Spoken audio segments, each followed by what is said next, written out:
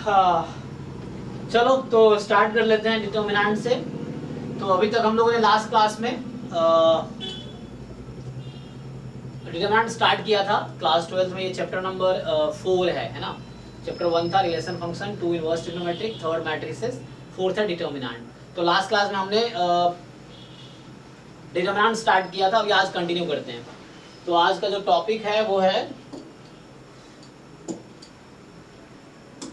Properties of determinant, है ना।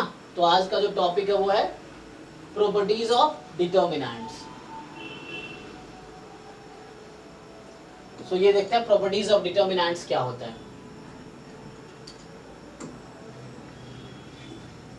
चलो सो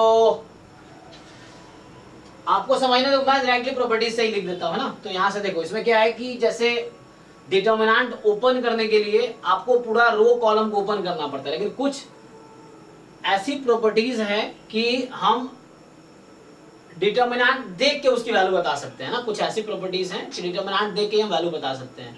तो वो प्रॉपर्टीज हमें सीखना है कि मान लो कुछ ऐसा है या कैलकुलेशन करने में हमें आसानी होती है एक्चुअली। तो इसलिए प्रॉपर्टीज है। सर पहला मैं इसी से बता देता हूँ जो है। सो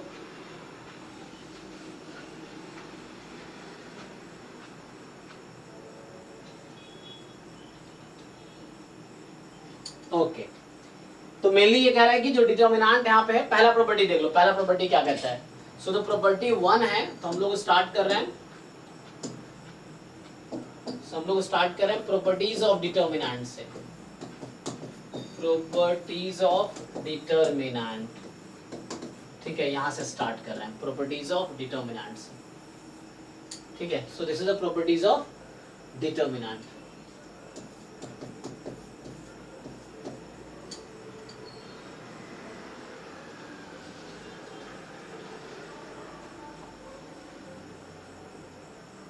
सो पहली प्रॉपर्टी क्या बोला है? एक्चुअली पहला ये बोलता है कि रो और कॉलम को इंटरचेंज करो, डिटर्मिनेंट सेम रहेगी। तो एक्चुअली मेनली ये 3x3 के यहाँ पे हम बात करेंगे। सो जैसे कहना चाह रहा है कि value of determinant remains same when rows and columns are interchanged. Rows and columns are interchanged.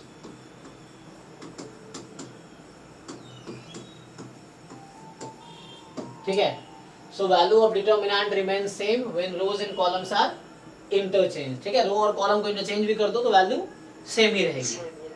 जैसे एग्जांपल, अच्छा इसका मतलब ये है कि अच्छा किसी मैट्रिक्स में रोज और कॉलम चेंज करते, जो न्यू मैट्रिक्स आता है उसका क्या नाम है?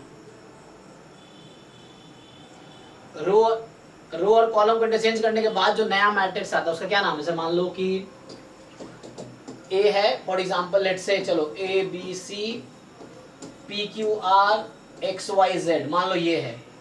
और इसमें रो कॉलम इंटरचेंज करो, जो ए बी सी है उसको ऐसे लिख दो, पी क्यू आर को ऐसे लिख दो, और एक्स वाई जेड को ऐसे लिख दो। तो इस मैट्रिक्स का क्या नाम है?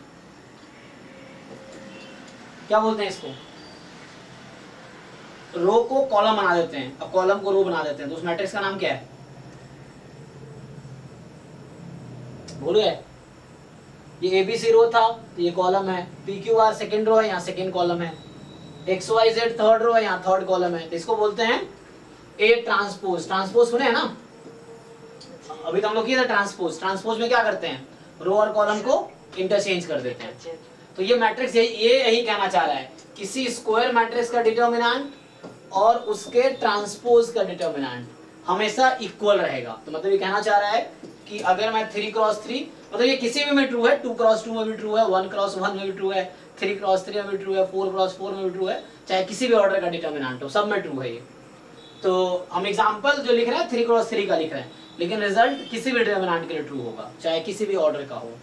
सो तो कहना जरा मान लो A B C P Q R X Y Z, ये और A B C P Q R और एक्स वाई जेड, ठीक है ना।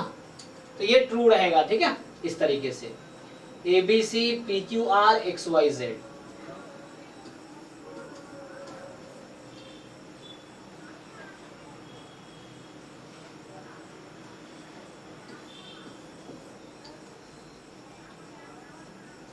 ठीक है। इन दोनों को ओपन करेंगे, आप ओपन करके चेक भी कर सकते हो, सेम आंसर आएगा। तुम कुछ एग्जांपल लेकर जाओ, चेक कर लो, है ना। इसका वैल्यू सेम आएगा। हाँ, इन दोनों का वैल्यू जो इसको ओपन करेंगे उसको ओपन बात बराबर ही है, तो सेम ही आएगा। तो ये पहली प्रॉपर्टी हो गई कि पहली प्रॉपर्टी हुई कोई मैट्रिक्स का किसी स्क्वायर मैट्रिक्स का डिटर्मिनेंट और उसके ट्रांसपोज का डिटर्मिनेंट सेम रहेगा। तो बुक में इसी को लिखता है value of determinant remain same when rows and columns are interchange. For example अगर किसी को वेरीफाई करना हो तो मान लो एक डिटर्मिनेंट है 1 2 3 4 5 6 7 8 9 और मान लो ये डेल्टा लिख देता हूँ और एक डेल्टा डैश लिख देता हूँ। ये 1 2 3 4 5 6 7 8 9, ठीक है। अब देखो, डिटरमिनेंट 0। हाँ, तो हमने लास्ट में देखा था, तो तुम ओपन करके देखो दोनों 0 ही आएगा। तो किसी भी मैट्रिक्स, किसी भी 3x3 का डिटर्मिनेंट में ऐसा है, या 2x2 या 4x4 कोई भी, तो वैल्यू सेम रहेगी। जब रो और कॉलम को इंटरचेंज कर दो फिर भी डिटर्मिनेंट पे कोई इफेक्ट नहीं पड़ेगा, ठीक है। पहला प्रॉपर्टी ये हो गया, this is first property. Okay, अब दूसरी प्रॉपर्टी लिख, या बुक से पहले देख लो जो प्रॉपर्टी, उसके बाद मैं एक्स्ट्रा प्रॉपर्टी मैं लिखा दूंगा। तो कुछ एक्स्ट्रा भी है जो लिख लेंगे, पहले बुक से ही लिख लेते हैं। तो पहले कह रहा है कि the value of determinant remains unchanged if its rows and columns are interchanged. मतलब वही है कि ए का डिटर्मिनेंट और ए ट्रांसपोज का डिटर्मिनेंट क्या रहेगा, सेम रहेगा। किसी मैट्रिक्स का और उसके ट्रांसपोज का डिटर्मिनेंट सेम ही रहेगा। ओके, अब ए और ए ट्रांसपोज का डिटर्मिनेंट सेम रहेगा। नेक्स्ट प्रॉपर्टी देखते हैं। नेक्स्ट प्रॉपर्टी है ना, यहाँ भी वही लिखना चाहिए, यहाँ बोल रहा है it follows from the above property that if A is a square matrix then determinant A और डिटर्मिनेंट ए ट्रांसपोज इक्वल रहेगा, जहाँ ए ट्रांसपोज ऑफ ए मतलब है इसका। ओके, सो ये चेक एग्जांपल है, वेरीफाई करके दिखा रहा होगा, दोनों सेम आंसर आएगा। अब आते हैं सेकंड प्रॉपर्टी पे। सेकंड प्रॉपर्टी क्या कह रहा है, ये कह रहा है इफ एनी टू रो और इफ एनी टू रोज और columns of determinant change then sign of determinant change. कहना चाह रहा है कि सो ये जो थ्योरम है प्रॉपर्टी 2 जो है, चलो प्रॉपर्टी 2 नाम से ले देता हूँ। तो प्रॉपर्टी 2 जो कह रहा है कि, या वो कह रहा है कि एनी टू रो और 2 कॉलम्स, है ना, किसी एक के लिख सकते हैं, आर इंटरचेंज्ड, तब क्या होगा, then any two rows or any two columns are interchanged, then value of determinant, actually absolute value same रहती है, मतलब साइन चेंज हो जाएगी। तो ऐसा बोल दो कि हाँ, sign of determinant changes, then sign of determinant changes. मतलब क्या है, मतलब ये समझिए दैट इज, मान लो हमारे पास डेल्टा है, ये डेल्टा 1 है, ऐसा A B C P Q R X Y Z, मान लो इस तरह से तुम्हारे पास 3x3 का एक डिटर्मिनेंट है। और क्या करेंगे, इसमें जो 3x3 का डिटर्मिनेंट है उसमें क्या करते हैं,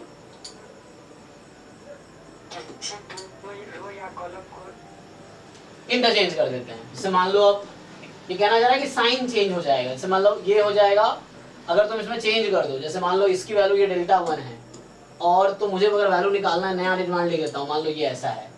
सो अगर मैं चलो इन दोनों को इंटरचेंज कर देता हूँ, देखो तो यहाँ लिख दिया पी क्यू आर और यहाँ लिख दिया ए बी सी, और इसको एज इट इज रखो, ये एक्स वाई जेड को एज इट इज रखो, ठीक है।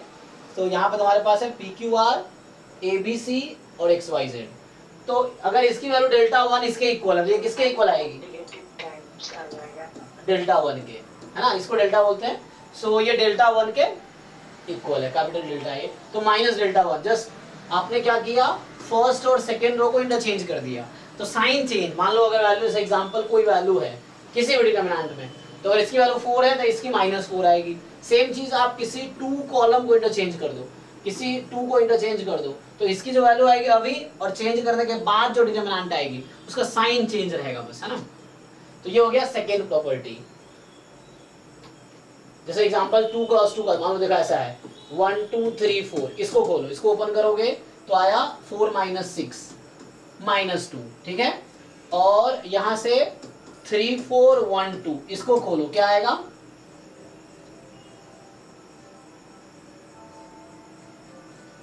6 माइनस 4 कितना आएगा?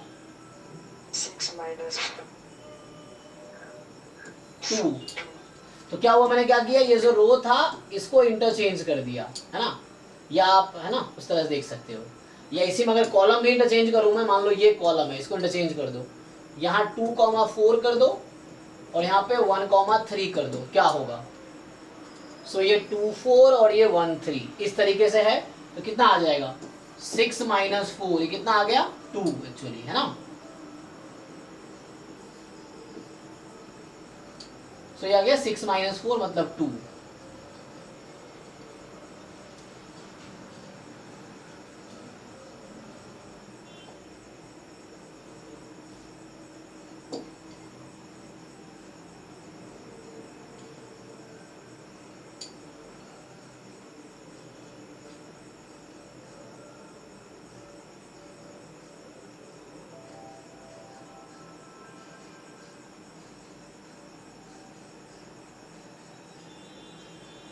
प्रॉपर्टी 3, चलो प्रॉपर्टी 3 देखते हैं।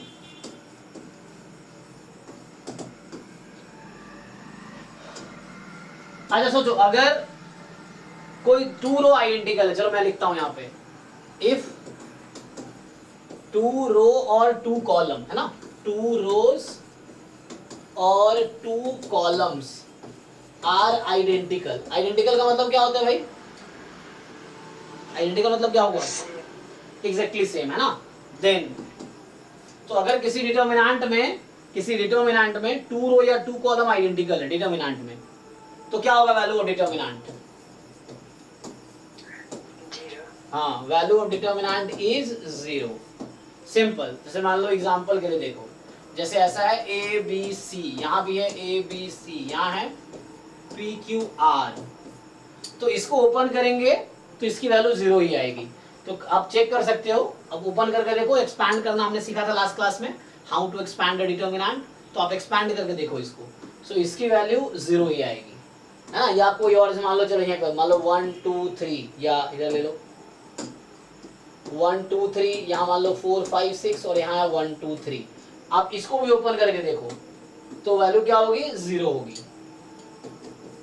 क्यों? क्योंकि क्या हुआ, मैंने इक्वल लिखा है कि नहीं? हाँ, ये और ये इक्वल है ना, फर्स्ट कॉलम और थर्ड कॉलम इक्वल है, तो डिटर्मिनेंट क्या होगी? इक्वल होगी एक्चुअली, ठीक है।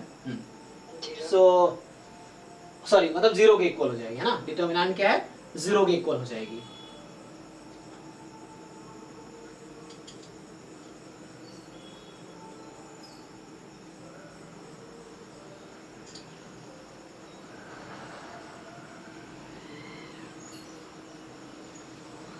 ओके, चलो आगे। तो एक तो ये प्रॉपर्टी हो गया आइडेंटिकल है। सेम मल्टीपल के लिए भी है। अगर मान लो कि यहाँ पे आइडेंटिकल लिखा है, इफ 2 रो और 2 column are multiple of each other, अगर यही प्रॉपर्टी मैं लिखूं कि कोई 2 रो या 2 कॉलम मल्टीपल है एक दूसरे का, तो क्या होगा वैल्यू? 0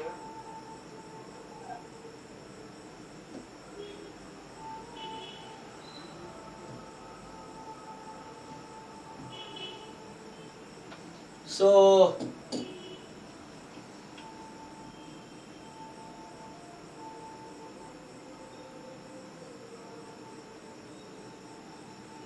तो यहाँ पे बस मैं क्या चेंज करना चाहता हूँ कि आइडेंटिकल की जगह आप कर देते हैं मल्टीपल।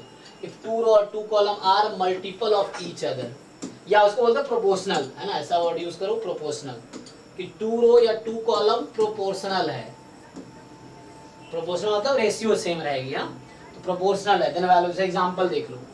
सो प्रोपोर्शनल मतलब क्या है कि मान लो जैसे यहाँ पे है ए बी सी, प्रोपोर्शन क्या होगा? के टाइम ए, के टाइम बी, के टाइम सी। यहाँ मान लो ऐसा एक्स वाई जेड, इस तरीके से। सो इसका जस्ट मल्टीपल ये है, तो प्रोपोर्शनल है, इसीलिए अगर इसको ओपन करो आंसर 0 ही आएगा। आगे देखेंगे कि इस के कौन कॉमन निकाल सकते हैं। तो इस के को बाहर निकाल सकते हैं, तो ABC ABC XYZ हो जाएगा, इस तरीके से हो जाएगा, ठीक है ना। तो ऐसा है, ओके। तो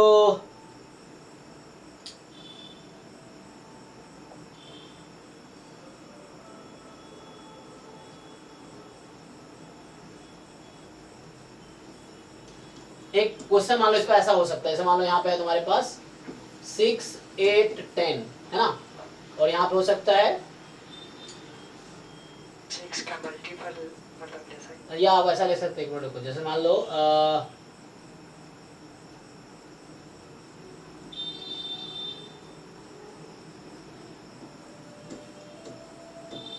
मान लो यहाँ पे कुछ भी है, लेट्स से 1 2 3। अब तुम देखो इसकी वैल्यू, जैसे कोई बच्चा अगर ओपन करना चाहे तो ऐसे आप एक्सपैंड करोगे, आंसर तो आ ही जाएगा। बट हम थ्योरम्स इसलिए पढ़ रहे हैं, प्रॉपर्टी इसलिए पढ़ रहे हैं कि थोड़े कैलकुलेशन से बच जाए, टाइम सेव हो जाए, इसीलिए, और कुछ नहीं। वरना अब एक्सपैंड कर लो, थोड़ा टाइम लगेगा, इजी आंसर आ जाएगा, तो वो भी है। बट प्रॉपर्टी देखना है तो आप इस रो को और इस रो को देखो ध्यान से, तो क्या हो रहा है 6/15 है ना, 8/20 और 10/25, इन तीनों का रेशियो लोगे तो क्या आएगा, है ना। तो यहाँ से 3 2 जा 3 5 जा, फिर 4 2 जा 4 5 जा, 5 2 जा 5 5 जा, तो कितना आ गया 2/5 2/5 2/5, ऐसे ना।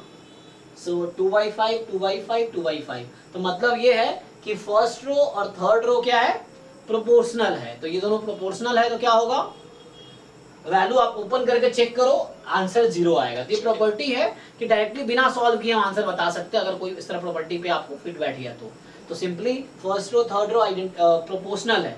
प्रोपोर्शनल क्यों, रेशियो इक्वल है ना, 2/5 टाइम कर सकते हो आप, तो इसको आप 2/5 टाइम करो, इसके इक्वल आ जाएगा, ये चीज है। तो first and third row proportional है, इसीलिए अगर मल्टीपल होता तो भी कोई दिक्कत नहीं है। तो एक तो प्रॉपर्टी, पहला प्रॉपर्टी था किसी टू रो को नहीं, रोज और कॉलम्स इंटरचेंज करो, फर्स्ट रो को फर्स्ट कॉलम से, सेकंड रो को सेकंड, हाँ फर्स्ट रो को फर्स्ट कॉलम से, सेकंड रो को सेकंड कॉलम से, थर्ड रो को थर्ड कॉलम से, इस तरह इंटरचेंज करो, तो ट्रांसपोज ले लो, डिटरमिनेंट सेम रहेगी। दूसरी प्रॉपर्टी है कोई टू रो आइडेंटिकल है, एग्जैक्टली सेम ही है, टू रो या टू कॉलम आइडेंटिकल है, तो वैल्यू 0 आएगी, ओपन कर देख सकते हो ना, 0 आएगी। और अगला ये है कि कोई टू रो क्या है, प्रोपोर्शनल है, अगर टू रोज क्या है, प्रोपोर्शनल है, अगर वो प्रोपोर्शनल है डिटरमिनेंट की वैल्यू 0 आएगी, ठीक है। और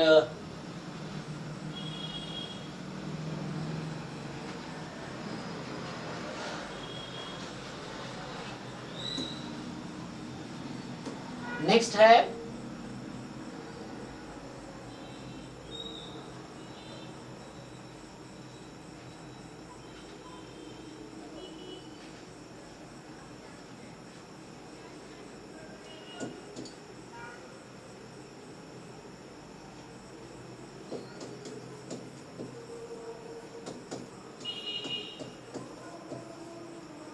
प्रॉपर्टी नंबर 4, है ना। सो नेक्स्ट ये कहता है कि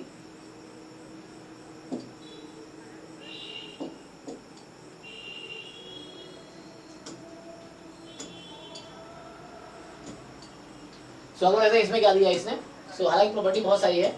सो नेक्स्ट प्रॉपर्टी इसमें क्या लिया है, प्रॉपर्टी 3, अच्छा जो हमने लिखा था, है ना। So if any two row or any two rows और columns of a determinant are identical, all corresponding elements are same, their value of determinant 0, ये हमने अभी लिखा है ना। सो अच्छा हमने 4 प्रॉपर्टी लिख ली है ना, 4 लिख ली है। पहला था कि रोज को कॉलम से इंटरचेंज करो, डिटरमिनेंट इक्वल है, हाँ। और हमने लिखा कि किसी टू रो को इंटरचेंज करो या टू कॉलम को इंटरचेंज करो, तो क्या होगा, अगर किसी टू रो या टू कॉलम को अगर आप इंटरचेंज करते हो तो क्या होगा, साइन चेंज हो जाएगा ना, हमने देखा कि साइन चेंज हो जाएगा, हाँ, तो वो साइन चेंज हो जाएगा डिटरमिनेंट का actually.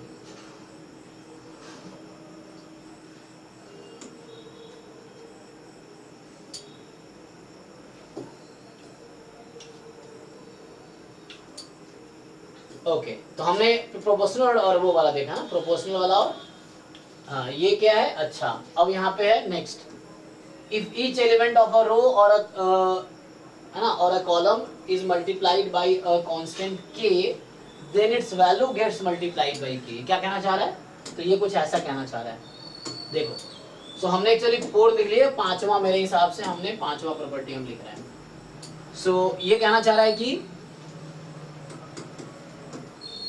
If each element of a row or a column, ठीक है, किसी रो के या किसी भी कॉलम के ईच एलिमेंट को, है ना, किसी भी रो या कॉलम के किसी, है ना, ईच एलिमेंट को मल्टीप्लाई करते हैं, इज मल्टीप्लाइड, है ना, so multiplied by a constant k, then, ठीक है ना, so if each element of a row or a column is multiplied by a constant k, then determinant gets multiplied by a constant k, then जो determinant है, determinant gets multiplied by that constant k, ठीक है। सो जो determinant है वो constant k से multiply हो जाता है। टू रो और कॉलम को सेम एडजेक्टिव रहने देंगे और तीसरा रो या कॉलम में मल्टीप्लाई कर देंगे। हाँ चलो इसको हाँ कर सकते हैं वैसे भी। देखो तो इसका मतलब क्या है, मतलब ये है कि जैसे मान लो ए बी सी और एक्स वाई जेड और मान लो पी क्यू आर, ये मेरा डिटर्मिनेंट जिसका नाम है, चलो मान लो ये डेल्टा है। अब ये क्या कहना चाह रहा है, किसी एक रो या एक कॉलम को, है ना, किसी एक रो, any one row or any one column, so you have to choose the any row one row or any one column, उसमें से हर एलिमेंट को k से मल्टीप्लाई करो। मींस जैसे मान लो मैं अगर यहाँ लिख दूं किसी रो, है ना, जैसे मान लो k time a, k time b, k time c, बाकी सेम रहेगा, बाकी सेम रहेगा, ठीक है। सो बाकी को आप सेम रखो, सो बाकी को आप सेम रखो, है ना। सो यहाँ पे क्या है, यस सर। के ए, के बी, के सी, एक्स वाई जेड और पी क्यू आर, इस तरीके से है। सो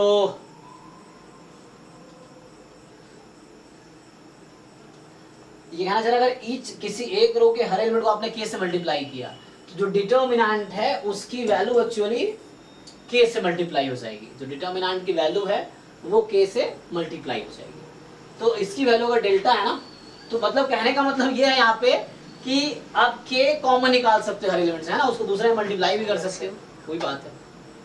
तो कहने का ये मतलब ये अगर मैं इसको थोड़ा और ओपन करके लिखूं तो इसका मतलब ये हुआ कि हम इसको लिख सकते हैं, so we can write it like, यहाँ हो जाएगा के time A B C X Y Z P Q R, इस तरीके से हो जाएगा एक्चुअली। सो इस तरीके से आ जाएगा ना, A B C X Y Z P Q R. तो ये हो गया के टाइम डेल्टा हो गया एक्चुअली, ठीक है। सो ये के टाइम डेल्टा हो गया।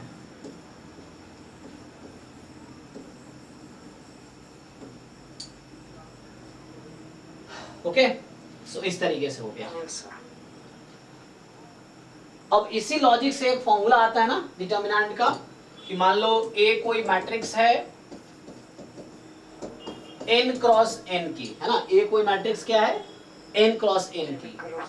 अब कांस्टेंट टाइम a क्या हो जाएगा, देखो तो तुम अगर डिटर्मिनेंट ऑफ a लिखोगे, है ना, तो ये रहेगा, एलिमेंट्स आ जाएंगे जितने भी हैं, मान लो डिटर्मिनेंट ऑफ a का मतलब हो गया इस तरीके से, क्या होता है कि मान लो अगर पूरा ओपन करके लिखो a11 a12 a1n, ऐसे ही a21 a22 a2n, एंड यहाँ से आ जाएगा an1 an2, इस तरीके से ann, है ना, इस तरीके से, ऐसा अगर हो गया, ठीक है। सो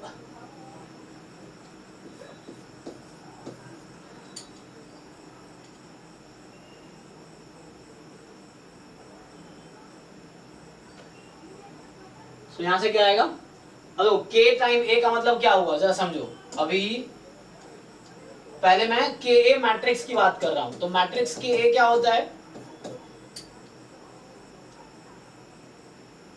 मतलब उस मैट्रिक्स के हर एलिमेंट को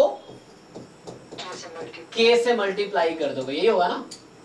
सो उस मैट्रिक्स के हर एलिमेंट को k से आप मल्टीप्लाई कर दोगे simply, so you multiply each element by k। Okay, so उसमें है ना एलिमेंट्स के हर एलिमेंट को k से मल्टीप्लाई कर दो। और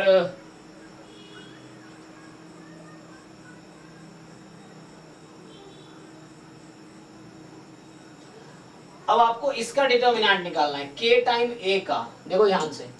सो आपको मैट्रिक्स ka का डिटर्मिनेंट निकालना है। सो ka का मतलब ये होता है कि इसके हर एलिमेंट k से मल्टीप्लाई हो गया है ना, इस तरीके से। तो जैसे मान लो यहाँ हो जाएगा ka kb, sorry k kb कहाँ लिखता हूँ, यहाँ से मैं वैसे लिखता हूँ k time a11 k time a12 चलता रहेगा k टाइम a1n, ये एलिमेंट्स हो गया। यहाँ k time a21 k time a22 k time ann, ठीक है, इस तरीके से। और यहाँ से आ जाएगा k time an1 k time an2 k time एक मिनट में क्या कर रहा हूँ यहाँ से 2n। ये तो सर बोले ये तो मैट्रिक्स में ऐसा कैसे मल्टीप्लाई करते हैं सर एवरी टर्म को? हाँ देखो मैट्रिक्स का ही तो कर रहा हूँ मैं, ये मैट्रिक्स a को k से मल्टीप्लाई किया मैंने। सर समझ गए। अभी डिटर्मिनेंट नहीं है मान लो, चलो डिटर्मिनेंट हटा देते हैं। तो मेरा मैट्रिक्स ये है ना, अभी मेरा ये मैट्रिक्स है।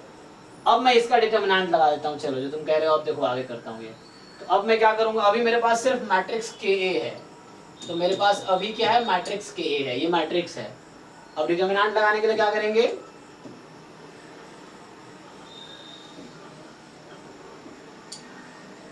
सो स्पेस कम पर है ना, तो एक मिनट,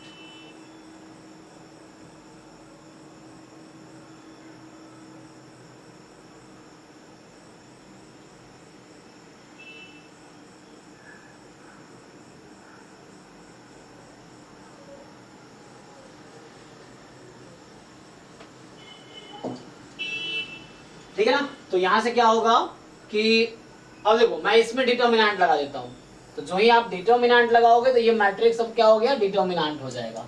तो अब इसमें डिटर्मिनेंट लगाना है। सो अब मैं करना क्या चाह रहा हूं यहाँ पे, अब मैं लगा दिया डिटर्मिनेंट। अब डिटर्मिनेंट ka मैट्रिक्स का, मैट्रिक्स मेरे पास ka है, अब उसका डिटर्मिनेंट निकाल रहा हूं मैं। तो अभी आपने एक चीज सीखा क्या है कि किसी एक रो या एक कॉलम से मल्टीप्लाई किसी एक रो के ईच एलिमेंट को अगर आपने k से मल्टीप्लाई कर दिया तो पूरी डिटर्मिनेंट k से मल्टीप्लाई हो जाएगी, है ना। तो इसीलिए so you can bring that k out, इसमें से k कॉमन निकाल सकते हो, यहां से एक दूसरा k बाहर आ जाएगा। इस तरीके से इसमें कितने रोज हैं टोटल, n रोज है ना, n नंबर ऑफ रो। तो ka मैट्रिक्स का डिटर्मिनेंट निकाल रहा हूं, तो k इंटू k बाहर आएगा n टाइम, फिर बचेगा वो ये बचेगा a11 a12 फिर a1n, ऐसे आएगा a21 a22 a2n, इस तरीके से an1 an2 ann, इस तरीके से हो गया, ठीक है। सो यहां से तुम्हारे पास फाइनल क्या आया, इसको क्या लिख सकते हो तुम, ये क्या है। तो एक्चुअली मैं फॉर्मूला प्रूव कर रहा था, तो अभी मैं ये फॉर्मूला तुमसे प्रूव कर दिया एक्चुअली। सो ये एक फॉर्मूला प्रूव हो गया। क्या प्रूव हो गया, तो फाइनल कंक्लूजन में लिखूंगा। तो कंक्लूजन ये है, मैंने जो अभी प्रूव किया वो क्या प्रूव किया है, मैंने प्रूव किया है कि A कोई मैट्रिक्स है n क्रॉस n ऑर्डर का, A कोई मैट्रिक्स है n क्रॉस n ऑर्डर का। तो कांस्टेंट टाइम A का अगर डिटर्मिनेंट निकालना हो तो मैट्रिक्स A को K से मल्टीप्लाई किया पहले, तो Ka का डिटर्मिनेंट निकालना हो तो इसका आंसर जो आएगा K की power n time determinant A होगी एक्चुअली। सो ये इंपॉर्टेंट प्रॉपर्टी है, इस पे क्वेश्चंस भी आते हैं एंट्रेंस में, है ना, एग्जाम में भी आते हैं आगे जाके। सो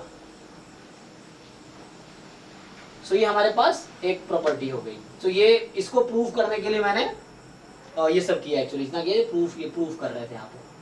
सो ये प्रॉपर्टी एक्चुअली प्रूव हो रहा था।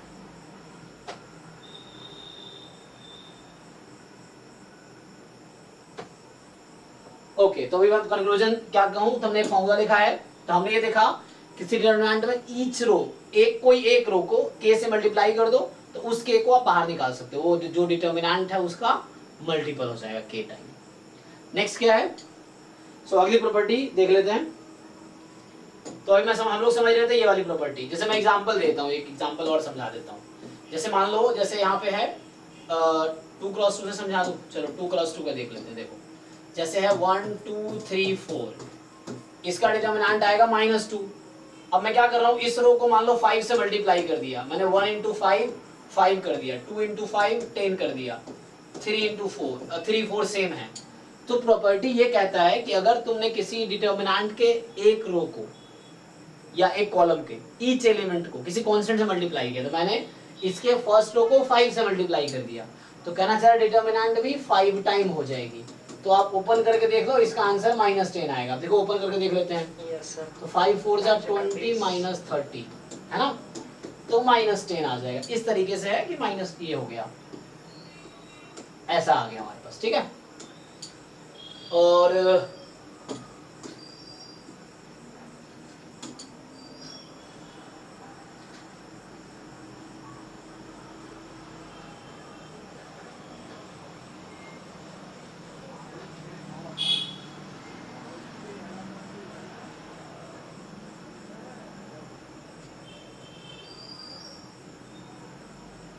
ठीक है, नेक्स्ट प्रॉपर्टी क्या होगा? So the next property is, तो अभी क्या देखा हमने कि ईच, यहाँ भी समझा रहा हुआ यही, देख लो यहाँ भी यही समझाना चाह रहा है कि पहले तुम्हारा डेल्टा ये है, तुमने क्या किया फर्स्ट रो में k टाइम मल्टीप्लाई कर दिया, तो इसकी जो वैल्यू आएगी वो k टाइम डेल्टा आएगी। ये जो डेल्टा इसकी वैल्यू है तो k टाइम डेल्टा हो जाएगी, ये कहना चाह रहा है। तो इसको ओपन करके आंसर आएगा k टाइम डेल्टा। देखो सिर्फ फर्स्ट रो में इसलिए k हुआ, अगर यहाँ भी k लगा दो, यहाँ भी k लगा दो, तो पावर एक k यहाँ से कॉमन आएगा, एक k यहाँ से, एक यहाँ से, उस तरीके से, हाँ k क्यूब आ जाएगा, उस तरीके से है ना। ये कहना चाह रहा है कि by this property we can take out any common factor from any one row or any one column of a given determinant. किसी एक रो या किसी एक कॉलम में अगर कॉमन एलिमेंट है तो उसको बाहर निकाल सकते हो डिटर्मिनेंट से, तुम ये कहना चाह रहा है।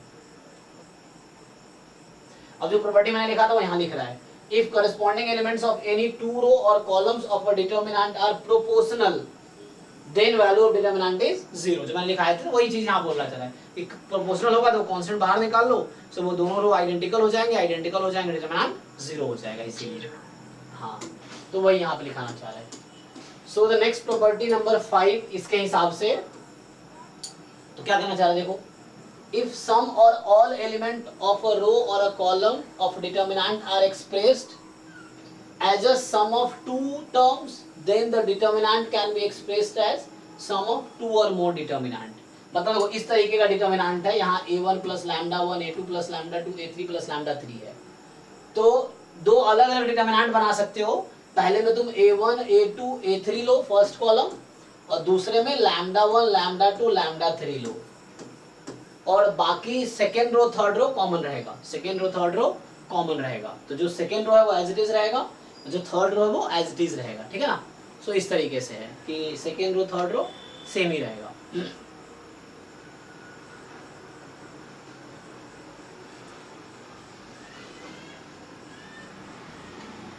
इसने क्या किया है, सेम है ना। हाँ, अब ओपन करके देख सकते हो, इसकी जो वैल्यू आएगी और इन दोनों को वैल्यू अलग अलग ओपन करके सम करो, आंसर सेम आएगा। एक एग्जांपल दे देता हूं मैं, तो ये क्या कहना चाह रहा था,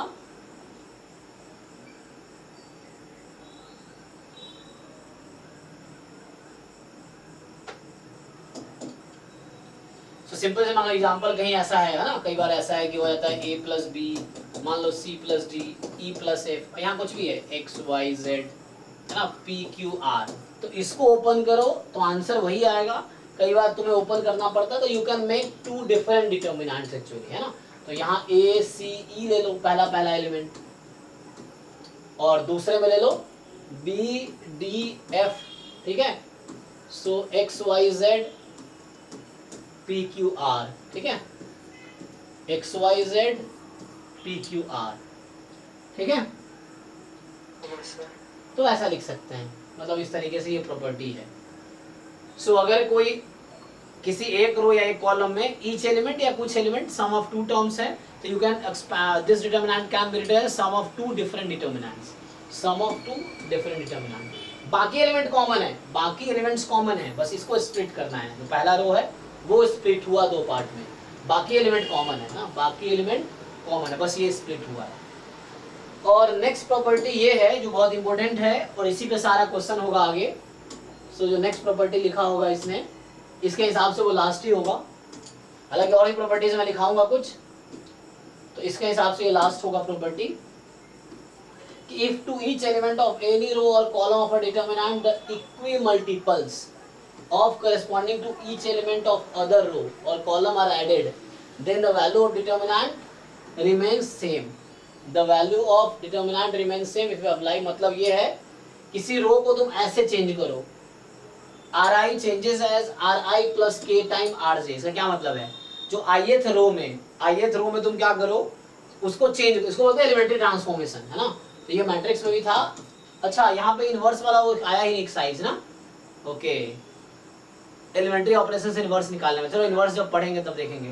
तो इनवर्स निकालने के दो तरीके हैं, एक एलिमेंट्री ऑपरेशन और एक डिटरमिनेंट।